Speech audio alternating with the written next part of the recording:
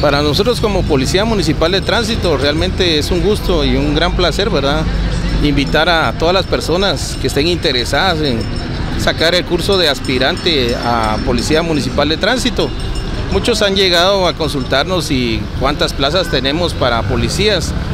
Realmente nosotros no estamos dando plazas, lo que estamos haciendo es que estamos preparando a los agentes que nosotros en un momento podríamos necesitar por cualquier tipo de eventualidad o situación que pudiera darse, por si algún agente ya no quisiera seguir trabajando con nosotros o tuviera algún percance o algo por el estilo. Entonces este tipo de plazas se podría cubrir con las personas que pudieran sacar el curso, ¿verdad?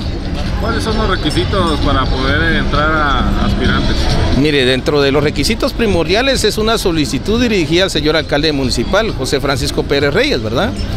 También solicitamos que nos traigan sus antecedentes penales y policíacos, 3 fotografías tamaño cédula en blanco y negro. Necesitamos también constancias laborales para algunas personas que hayan laborado, exámenes de sangre para ver qué tipo es con el que se cuenta, si es también sensible a la penicilina.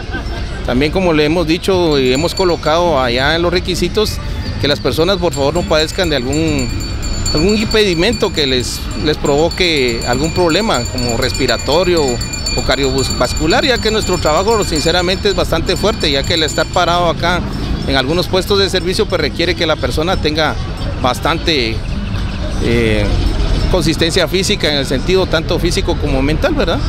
Y cualquier otra situación, pues los requisitos totales los pueden ver en la página de la Policía Municipal de Tránsito de Quiché, donde pueden ustedes también venir e interactuar directamente con nosotros por cualquier duda que ustedes tengan. Caso contrario, también pueden abocarse acá a la oficina directamente de la Policía Municipal de Tránsito, en la oficina 3-4 en el segundo nivel, y con mucho gusto se les estará apoyando. Cualquier duda, pues pueden venir. La Policía Municipal de Tránsito está para servirles, ¿verdad? ¿Estas son para hombres y mujeres? Nosotros estamos haciendo la convocatoria para hombres y mujeres.